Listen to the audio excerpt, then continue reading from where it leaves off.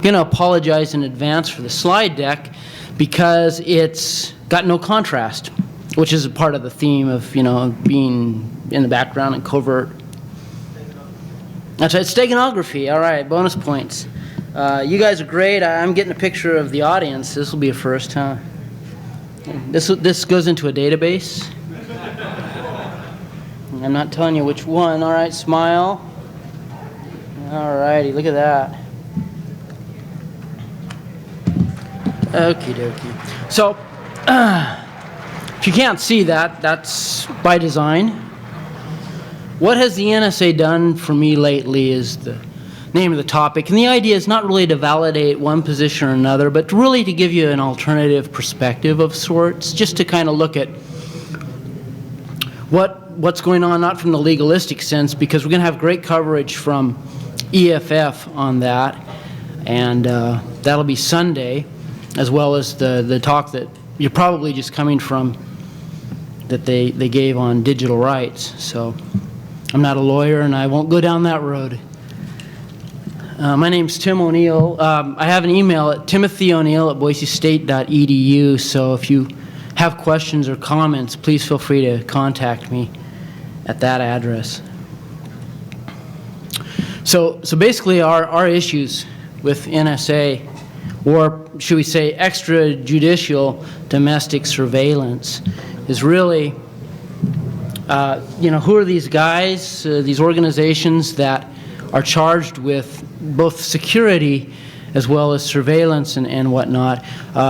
If you know a lot about the tradecraft world of espionage or spying, you know that people abhor revealing secrets or methods or sources. It's an absolute no-no. But by the same token, many of the techniques utilized for surveillance or for intelligence gathering or collection may not necessarily be, well, let's say legal in that regard. So there's really two different perspectives to look at. And the first one is that the government might claim, you can't read this, I'll read it to you, but a surveillance threat to liberty.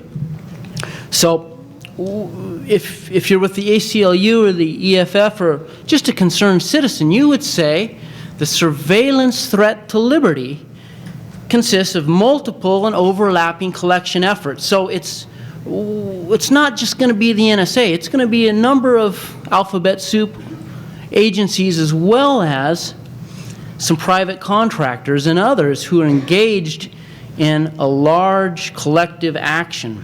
So to pin this all on, you know, the NSA piñata and beat it, to me is a little bit naive or maybe even unfair. The legislation obviously is perhaps dubious and questionable, and Saturday, or is it Sunday at noon, the EFF has the NSA versus AT&T lawsuit, so this will be a great place to get a free plug for those guys and go see that talk and find out those issues from that perspective, the legalistic. The other argument that could be made, and I can't define a terrorist, one man's terrorist is another's insurgent. However, the government's rationale might be to explain to you that a terrorist threat to liberty would consist of physical and psychological disruption and or injury. So you've got a surveillance threat to liberty and a terrorist threat to liberty. So we're going to try to balance. I'm all about balance. I'm a Libra, so. All righty. Okay, historical overview of intelligence. The world's second oldest profession is basically espionage, and who really is a master at tradecraft? Who's really good at this kind of endeavor? You are. Well, okay, well, actually, no, I was going to say teenage girls, because who can gossip? I mean, come on. These people are masters of deception. So the idea is, for those who can't read, again, this is by design, so operate in total secrecy, or at least compartmentalize on what's called a need-to-know basis. And ideally, if I'm an operative or an agency, which I'm not, so you can't get a T-shirt, I don't want to give you public disclosure, right? I mean, that's just nature versus nurture. It's in the nature of these groups to be secretive and to hold the cards close to the chest. Remember, other lives are at stake. When you think, well, they should reveal everything, well, other lives are at stake. Down, cutouts and agents and access folks and recruiting. So there's other lives at stake. Historically, the early warning was designed to provide to the president an alarm about national security issues. So, hey, 1 by land or 2 by sea. The last guy was from the UK. We won't pick on him, but because he was talking quite eloquently about the U.S. visit program. So if you need a green card and you come to this country, well, these are kind of alarm systems of sorts. And if you've ever heard of the phrase, speaking truth to power, you'll understand this is the intelligence agencies with an intelligent product from collection, giving that to the president or authority decision type makers. Alrighty. So, historical overview of signals intelligence. Did this just happen in 2002? Well, no, not really. We can go back in history, at least in America, and see that there was what's called a black chamber. And black chambers are historically organizations that read snail mail or the old telegram like Western Union. And so, in fact, the Austrians used to have the most famous black chamber, Geheimkabinettskanzlerei. If you're from Germany or Austria, I apologize. And then, of course, Yardley, who's the gentleman in the book picture, he started MI8, or what's called the American Black Chamber. Wiretaps were also used as early as the First World War. That meaning coming off of telegrams, so Morse code, and trying to intercept radio signals. So this is not necessarily new. There's a paradigm shift, however, in intelligence. So today's secret agent is not James Bond. You can have various types of individuals with various skill levels and the ability to infiltrate. You know what? She can go anywhere she wants. She's got all access as far as I'm concerned. But as my friend Jen would point out, that's the male bias of the computer guys. Because we were having a discussion earlier about swordfish. Everyone's seen swordfish? And in fact, if you saw Johnny Long's presentation, if you go tomorrow to his Hollywood, Hacking Hollywood, he'll show you some great clips. And I'm not going to steal that thunder, but wow. Alrighty, so the other threat to information collection or intelligence agency is the internet or the electronic world. So these are two paradigms that they have not been necessarily accustomed to historically. Human intel challenges. How many people speak Tajik? I don't, you don't. We probably couldn't get into the areas that one would be needed. Going deaf, drowning in the data. This might apply to the signals folks. They can't hear because of the cell phones or because of other media. They're drowning in so many emails and faxes that to pull that needle out of the haystack is increasingly more difficult. Can we say obsolete? I don't know. I'm sure there's people who are very concerned. Analog to digital is also a transformation that fiber pipe, the fiber optics are going to present some real challenges if you're trying to tap information. E-crime and terrorists, the so-called terrorists, right? I don't define that. But they alter their communication methods or methodologies. Why? They use blog, they use spam, steganography like my slide. They've, encryption, VoIP. If you go to if you've been to Johnny Long's forensic talk about the 1,000 cuts, you found out that Johnny has a hex editor that does a good job of your comment fields or some other non-suspicious places to put information or messaging. And then finally, at 9/11, who was more informed? The person who sat in bed and watched CNN, the classified news network? So the timing here is critical. Okay, where does that lead us? FISA, there's great discussions on FISA with EFF here. I don't want to really go through a whole lot of that, but to tell you that, well, here's this act, and that the argument the government would make is simply that it was appropriate for large state actors such as the USSR. However, for non-state entities or the so-called NGOs or whatnot, it's too nebulous. They've got wiggle room. They're slippery. So they would claim it's ill-suited by today's definition of what national borders are, the geopolitic. And besides, these so-called persons of interest, they don't wear uniforms or have a fixed physical address. So, what's at stake? I would propose striking some kind of a balance. And it's terrific that we're having that dialogue throughout 3 or 4 talks at this very conference. So that's fantastic to see that happen. This is actually the wrong document. It's not the Bill of Rights, but then it's kind of an old parchment document that would be representative. But essentially, the Constitution is at stake, separation of powers. What we're seeing is a balance between how do you collect without being invasive to, let's be frank here, American citizens. How do you protect their privacy while at the same token getting relevant critical information to offset a likely threat? The second item of discussion, this is probably the really important one, is disclosure to the public.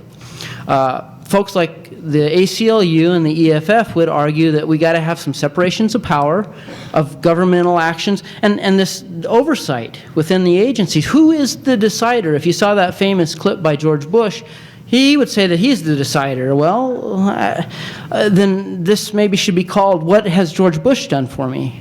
If that makes any sense. Okay, I'm going to watch for that red dot on my forehead. Okay, so the schedule's changed a little bit, but we've got Meet the Fed sometime today. It's in the calendar. But this would be a great aspect to go see what these people are doing from the horse's mouth, so to speak.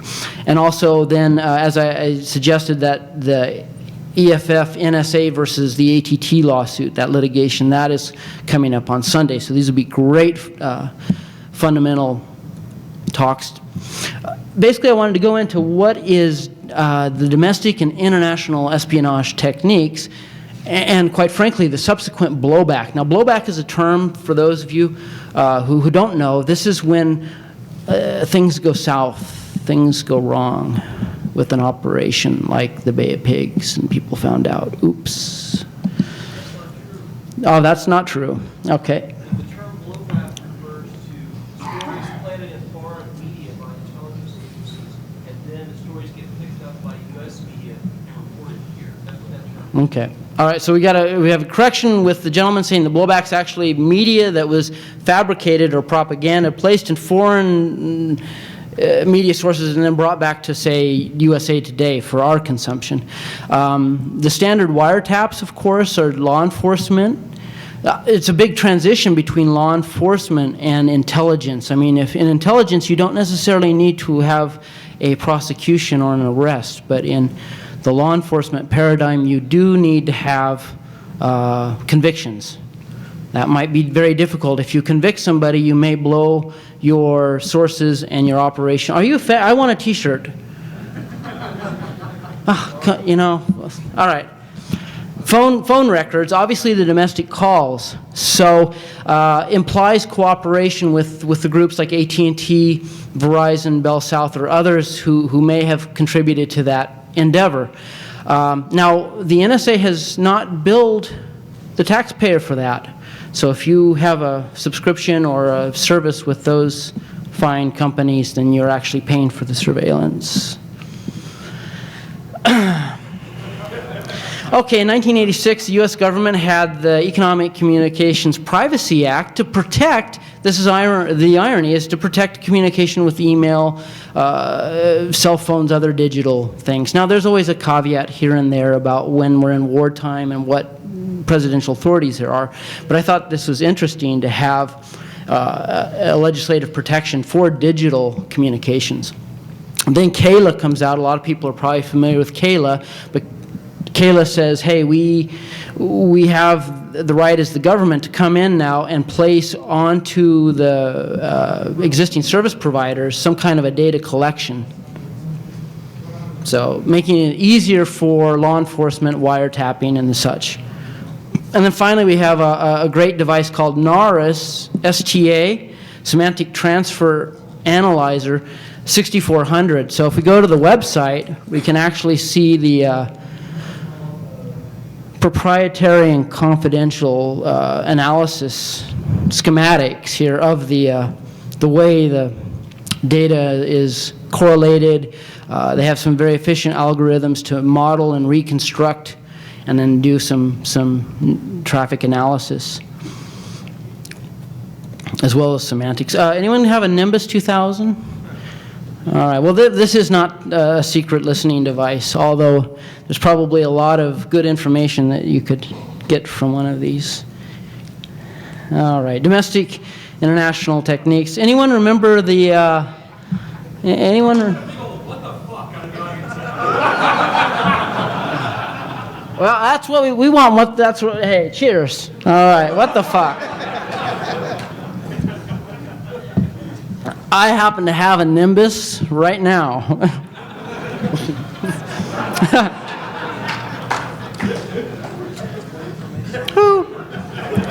All righty. So, anyone remember the DARPA project?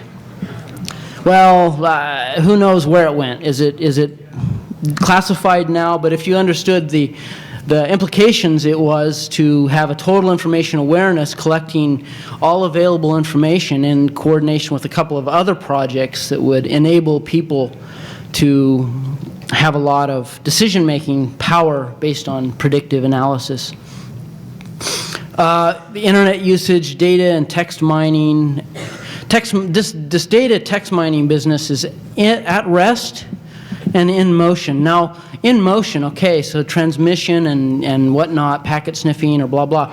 But at rest, I mean, to me, so my data right now is at rest. I don't know. So maybe there's other experts here who could really delve into what they mean by how are they getting information at rest. So that's good to know. Civilian contractors, there are a lot of companies that work for the government and provide that intellectual leverage and capability. U.S. Treasury had a program to look at financial records at SWIFT, which is located in Belgium. So we're looking at financial records. So you're seeing that the NSA is but one player in a orchestra of collection techniques. And then finally, you've got foreign agencies. So you might have like the Deutsche Bundesnachrichtendienst, which is kind of like our version of the NSA of sorts, a very signals-oriented group. You might have GCHQ, the English equivalent, MI6 or others. They may share information. The U.S. Army recently in the Pentagon had that case where a number of Quakers had been placed on a suspect list for activities that were questionable regarding protests of recruiting. So they have a program called Talon, Threat and Local Observation Notice. So this would be where folks from Army MI would go and they would watch your activities at a protest and make note of that. They would also use social network analysis. So think of this as kind of like the military equivalent of Friendster. So you hung out with so-and-so, and Betty Joe is related with Rand. Now, don't they burn things? No, that's Elf. Elf burns things. And you're trying to prohibit, you know, recruitment to the military for some reason. Local police also have what's called criminal intelligence divisions, and they also work with the Joint Task Force. So oftentimes you'll have the stovepipes of information now freely flowing or flowing more freely than traditionally or legislatively restricted. And then, of course, the use of confidential informants with the FBI. Now, interestingly enough, this quote that you can't see by design is coming directly from a DOJ manual on the confidential informants themselves. And it says, however, undercover techniques inherently involve an element of deception and may require cooperation with persons whose motivation and conduct are open to question. So that, you know, we're not dealing with maybe the most squeaky clean Mr. Rogers types all the time. How about Google? So now if we've got to see any of, again, Johnny Long's Google. This is great. Here you see, I did a search for French military victories, and Google says, well, you mean defeats? All right. Okay. Now, I was a little bit worried, well, if the NSA has all my calls and I got my cell phone and they track me with GPS, well, what does Google know about me? This is crazy. They got my call records or my address, and so I went and I Googled, and they know where I live and they know what I do. And anybody knows that now. So I'm like, okay, there's got to be a balance maybe there as well with the open source. But you can see the power of the open source is being realized as well by these governmental entities. Oh, anyone have Google Mail? So based on your mail, you get some messaging targeted ads. Let's say that they're right size just for you. Well, it's probably hard to see, but the ad that came to me was, don't tap our wireless. Go to www.workingassetswireless.com. Switch to a cell company supporting ACLU's lawsuit based on my emails. So, oh, by the way, Jeff, you're in that list. So, yeah, that's kind of scary. We're both from Boise here. Okay, super secret spy stuff. I thought, well, what if you buy stuff, off the internet? Are there any disclaimers? Hey, you got a mini parabolic and a tin can with a string. So, disclaimers, remember, play safe when spying. Play nice. Okay, quote directly from the site, devices may not be used to violate the privacy rights of others, to access or intercept electronic communications in violation of wiretap statutes. So I can't really do that. And phone tapping and eavesdropping is illegal in certain states. So there you go. A couple of the cool things, they have a pen recorder, and it actually has earphones, so you got the ability to hear what the person borrowing your pen is saying. You also have a pen detector, so you can do a wireless detector with your other pen. And then here's the telephone voice analyzer, and that's it for me. That was turbo, wasn't it? Do we have time for a question or two, or yeah, let's go 2 minutes. Okay, let's take some questions at this time. Oh, it was not in Google? No, you said Boise, That's on a need-to-know basis. Remember, sources and methods shouldn't... I can neither confirm nor deny any such activities if they did, in fact, exist. Okay, well, you can buy me another Red Bull vodka. It's a Stoli. Do we have another question? Anybody? Bueller?